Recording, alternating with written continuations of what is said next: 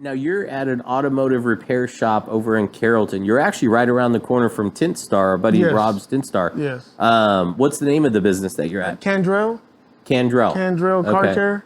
So before we started recording, I had mentioned that I passed that place all the time.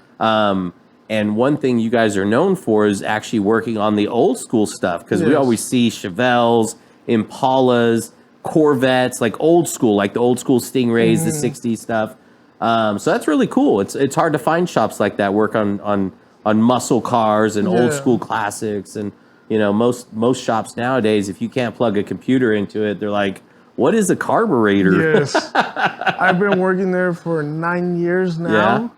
And when I started there, the old schools drew me in. Yeah. I didn't really know how to work on them. Yeah. It's mostly new cars. I had just got out of school.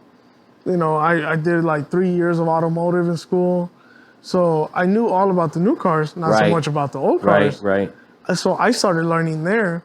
And now, I can rebuild any car that's there, like with my eyes closed. Yeah.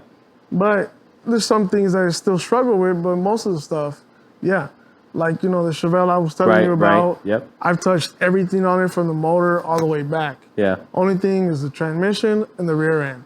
Everything else I've touched. And then on the 65 Mustang too. And the only thing I haven't touched on that is the internals of the motor. The transmission, the rear end, the suspension, all that. Yeah.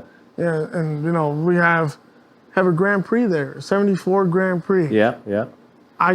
Me and one of the co-workers there just finished doing everything. We shined everything up. Like, we put everything chrome under the hood. Okay. Like, we put aluminum heads on it. We put, the chrome valve covers, chrome intake, chrome air cleaner, and then put a serpentine belt kit. Yeah. Because, those have 3 belts. Oh, yeah. So we turned it to serpentine, everything chrome. Yeah. Only problem we're having is that there's only 2 companies that make headers for that head. Oh, really? And those headers do not fit. Yeah. So we're fabricating the headers to fit the car. Gotcha. Yeah, so we're still in the process of that. We put a custom exhaust from, the headers back already. Put drop spindles on it. And he wants to go with, a disc conversion in the rear, but not right now. Yeah. And later on in the line. That'd be cool, man. That sounds like a cool build. 74 Grand Prix, you don't see them too often. Yeah, and the boss has 2 Chevelles. Yeah. 72 and a 70. The 72 runs, not so good. Yeah. But the 70 doesn't run. It's a shell, no motor, no trans. But you look at the suspension, everything's done on the suspension. Yeah. That car's been there since I've been there.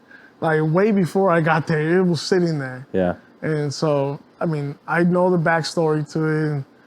And we try to work on it. Once we do, customers just start piling in, so the car gets pushed to the side. Yeah. My first car in high school was a 70 Chevelle, man. I got a soft spot for 70 Chevelles. Yeah.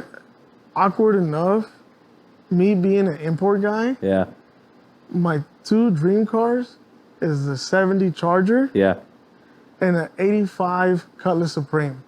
All right. Both good choices. The reason why I want a Cutlass, my dad had about 6 of them. Yeah. And he had 4 when we lived in Seattle. Yeah. And he had 2 here. I fell in love with them. Your dad and I would get along because I love a good G body. Like I love them. The luxury sport Monte Carlos from 86 to 88 got to be my absolute favorite. Not the SS, but the luxury sport. Mm-hmm. And they had this Euro front end. Yeah. I've had a lot of those. I've had a lot of Chevelles, Camaros. Been flipping cars for 20 plus years as a hobby. Plus some I just kept for a long time and drove. Yeah. I don't know, man. I think buying that first Chevelle in high school, I became like an addict.